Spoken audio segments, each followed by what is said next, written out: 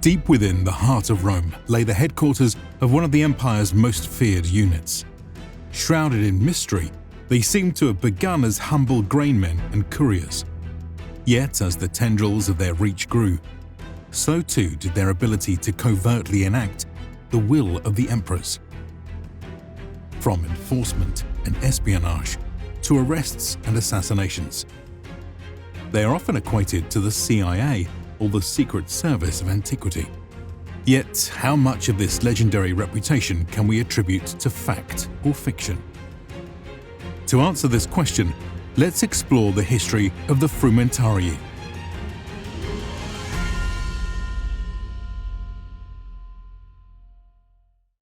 So if you're like me and use YouTube for basically everything from news to education and entertainment, then you're definitely going to want to check out YouTube Premium.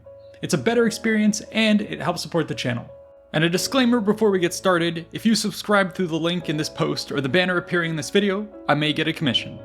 There's a bunch of benefits. First, YouTube Premium cuts the ads. Second, YouTube Premium makes the experience much more enjoyable and flexible. Features like background play lets you play videos off screen while you do other things on your phone or lock it entirely. Smart Downloads lets you preload content for when you have no internet or poor data. And Continue Watching lets you transition between devices seamlessly.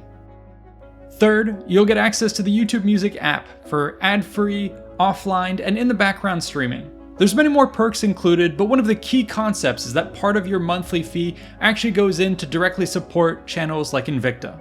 So to give you a taste, we've actually worked with YouTube to offer a 2-month free trial, which you can start today by checking out the description.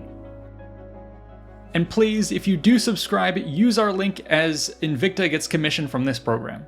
So anyways, try it out, enjoy, and I'll see you out there.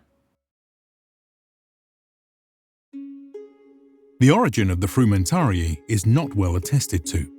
However, evidence points to them potentially emerging from two pre-existing army duties: the collection of grain and the collection of intelligence. We can tackle each in turn. With regards to the collection of grain, the association is quite evident, given that the term frumentum in Latin literally translates to grain. Ancient military authors make frequent mention of such frumentum in their campaigns, both in its collection and distribution to the men. Tacitus labels the soldiers tasked with transporting this grain as frumentatores. Caesar's commentaries, meanwhile, explicitly label them as frumentarii. This would appear to be a clear connection to the Frumentarii we are interested in. However, in such early years, the role seems to have been rather ad hoc and not quite as professionalized as their later incarnation. Yet, in the decades following the era of Caesar, it seems that the logistical apparatus behind the grain supply gradually matured. We know, for instance, that in Ostia, Rome's coastal port, a dedication was made by a centurio frumentarius to his superior officer, the prefect of the grain supply.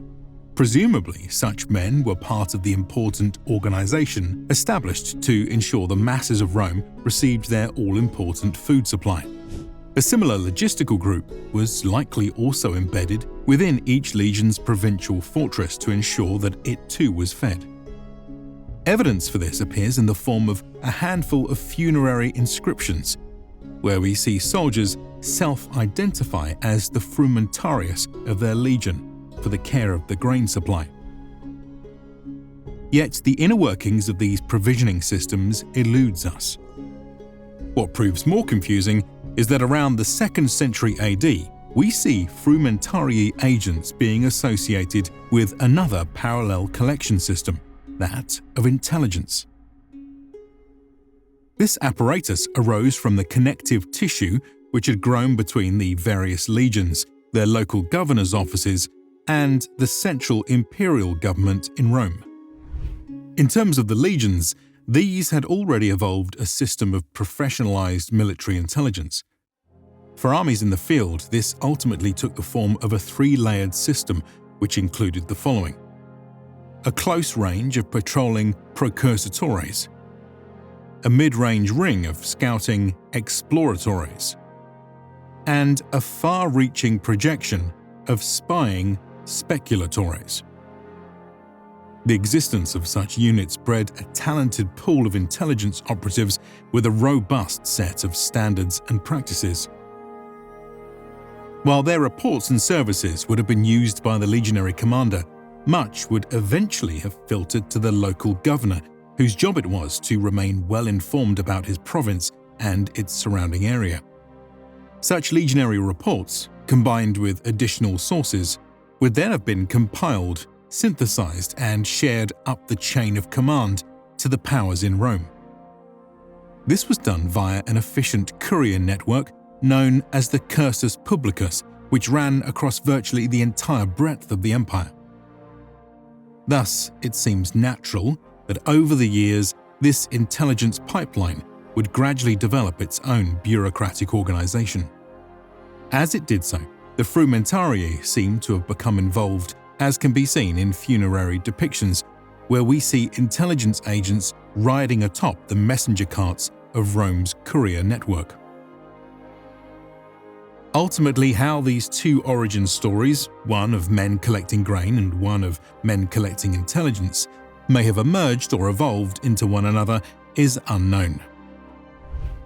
Yet the overlap between the two roles seems quite natural. After all, the status of the all-important grain supply was in and of itself a valuable piece of intelligence.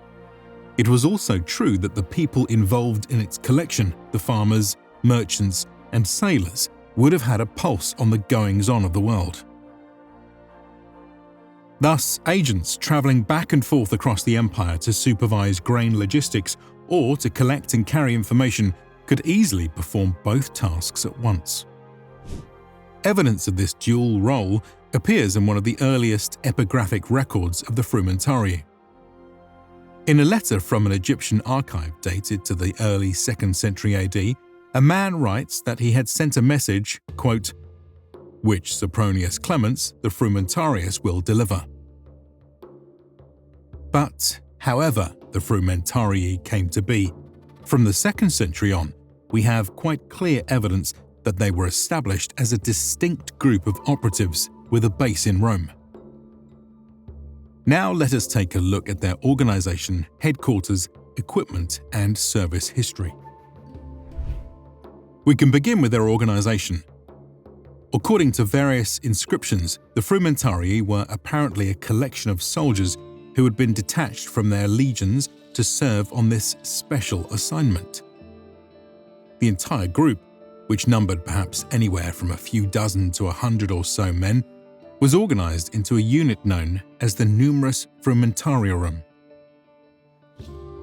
It was structured in the manner of a regular military force with junior officers, centurions, and an overall commander known as the Princeps Peregrinorum, or Chief of the Foreigners. From here, one could apparently use the position as a stepping stone to seek higher offices. As we shall see, close service to the emperors had its perks, and there may even have been a track leading from Frumentarii to the vaunted ranks of the Praetorians, as is hinted at by Cassius Dio, who attributes the rise of 3 Praetorian prefects to their prior service among the Frumentarii. Now let us explore the headquarters of this unit. Though the members of the Numerus Frumentariorum, by necessity, were often dispersed across the empire, they nonetheless shared a central home back in Rome. Located atop the Celian Hill, it was known as the Castra Peregrina, or Foreigners' Camp. The headquarters appears to have been a facility in a similar manner as the more famous Castra Praetoria of the Praetorians. As such, it boasted its own barracks, support structures, and a small shrine.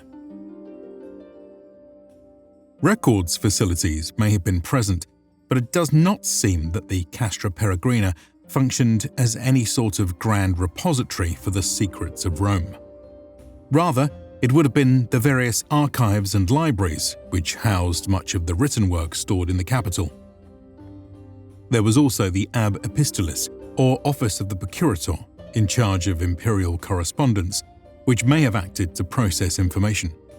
Yet for most of their history, these institutions were run by civil rather than military figures, with no mention of a connection to the operation of the Frumentarii. Such a state of affairs dampens the idea that any sophisticated central intelligence operation existed in Rome. To the extent that any such apparatus had arisen, it would most likely have been found out in the provinces. After all, it was here that governors were kept up to speed with the latest news of their local area, with the task of acting as a first responder to any pressing matters, rather than waiting for directions from the distant emperors. Though, of course, advice and permission was often sought out. To this end, a governor's headquarters boasted huge records facilities run by military staff officers of the officium. Perhaps the Frumentarii, given their military rank, may have been counted among their number. Such an arrangement would have benefited the emperors, who might get a second set of eyes on the activities of their underlings. But we shall cover these efforts in due time. For now, let's zoom in to get a better look at the members of the Frumentarii up close. In terms of appearance, there may be a temptation to imagine them on two ends of a spectrum, either with ornate gear befitting their special role, or with extremely clandestine outfits in the manner of some undercover agent. However, what records we do have seem to indicate that the Frumentarii were basically outfitted as regular soldiers. At times, this meant donning their full kit, but otherwise having the liberty to dress down for convenience. There are, however, some hints at identifying pieces of gear. For instance, men who used the courier service on imperial duty were identified by carrying a special lance, known as the beneficiarius. Perhaps this item made its way into the standard outfit of a Frumentarii agent. Beyond this speculation, we can more confidently expect the usual gradation of distinguishing marks which accompanied the various ranks of the optios, the centurions, and the senior commanders. So, what did these Frumentarii do? Unfortunately, we don't have a detailed record, but we can nonetheless sketch an outline based on some clues. This involves the following roles as grain supervisors, couriers, spies, assassins, and agents of law enforcement. Regarding the first two, these duties would have been continuations of the earlier tasks which predated their origin. The fact that such activities continued on when the Frumentarii proper had been established is attested to by both textual and epigraphic records. For instance, in 210 AD, a centurion of the Frumentarii is recorded as helping to coordinate the dredging of a harbour used to offload grain. In 238 AD, during a period of imperial transition, we are told that, quote, a letter sent to all the provinces by means of the Frumentarii ordered that whoever gave assistance to Maximinus would be numbered among the enemy. While we previously mentioned that such grain and courier-related duties tied them to the location of an army, a governor's office, or key ports, it seems that there were also special assignments. One gravestone of an agent, for instance, lists his title not as the Frumentarius of any legion, but as, quote, a Frumentarius of the Emperor stationed at Lyon. Thus we see that they were increasingly being used as tools of the Emperor. As such, there were certainly more creative ways one might use them. According to the Historia Augusta, for instance, Hadrian began to use them as domestic spies.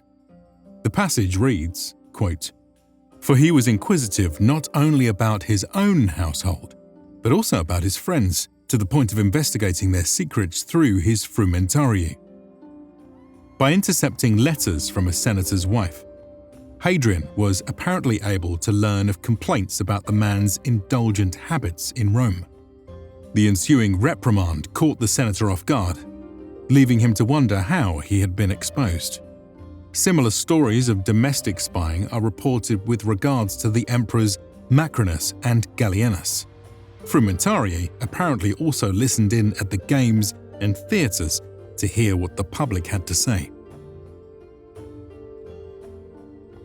That this sort of operation took place is not surprising. After all, in days past, the senators of the Republic had employed their own systems to spy on the businesses and households of their rivals. Naturally, the most powerful man in Rome did the same. But this need not only have been used to sniff out potential threats. Such information was generally useful for the proper management of the empire's human resources. Who might best be promoted, transferred, or demoted were all as important decisions to make as who might best be killed. Yet this last option was not ruled out. Indeed, we have several links to the Frumentarii being used as assassins. During the reign of Commodus, for instance, Praetorian prefects had apparently wished to eliminate an individual and, quote, murdered him as he was returning to his estate by means of the Frumentarii. Other mentions of assassinations are a bit less explicit. In 195 AD, for example, we hear vaguely that some agents had been dispatched to Britain to assassinate the pretender Clodius Albinus. Their identity as Frumentarii is thus assumed rather than confirmed. Another intriguing story comes during the reign of Emperor Severus, when a certain centurion named Achilles, notorious as the assassin of senators, was sent by his enemies to kill the monarch. Contemporary writings, meanwhile, identify a man by the name of Marcus Achilles Felix, who was a centurion of the Frumentarii. Though it may be a coincidence, linking the two seems plausible. Ultimately, however, it is difficult to determine whether these sorts of assassinations were a standard service of the Frumentarii, or rather a reflection of the desires of the powers in charge who wished to wield them as such. One might imagine that the out-in-the-open nature of the Frumentarii may have undermined their ability to act as spies or assassins. However, the very fact that they appeared to act as logistics officers and couriers may have deferred some suspicion. One might also imagine that on missions of subterfuge, they were given enough resources and leeway to recruit others to help them. To this end, the use of delatores, or informants, may have been standard procedure. But such work in the shadows is unlikely to have been recorded and thus remains pure speculation. Finally, we must mention yet one more role which we see associated with the Frumentarii, that of law enforcer. This comes to us from scattered sources. An edict from the 3rd century AD, for example, records how the Frumentarii, quote, arrested 9, put them in chains, and sent them to the equestrian procurator. Such arrests are most commonly attested to in the era of Christian persecutions. The author Eusebius tells of one case where a Frumentarius was sent to hunt down a man by the name of Dionysius. The Christian reportedly hid away in his home for 4 days, while the agent prowled the streets, rivers, and fields looking for him. In other writings, Saint Cyprian reports that he had to flee from Frumentarii sent to arrest him, while the disciple Paul was supervised by a Frumentarius while awaiting trial in Rome. Yet they were not uniquely seen as feared enforcers. Arrests and assistance in peacekeeping operations also could be appreciated. For example, inscriptions mention how Frumentarii were actually called upon in several instances to intervene on behalf of rural communities facing harassment from soldiers and other troublemakers. Beyond this, we have even more mentions of the odd jobs taken up by Frumentarii across the empire. One ran a prison in Anatolia, one supervised building activity in Delphi, and one raised emergency city walls in Salona.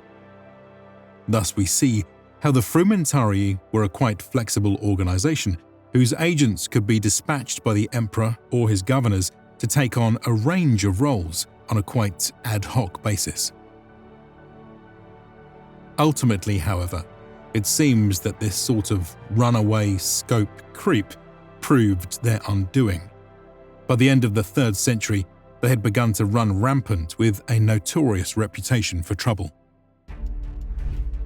The ancient author Aurelius Victor claims that, quote, they had apparently been set up to investigate and report on any potential rebellions in the provinces, and by their wicked concoction of accusations and by spreading fear everywhere, particularly in the most remote areas, they caused the most awful disruption to everything.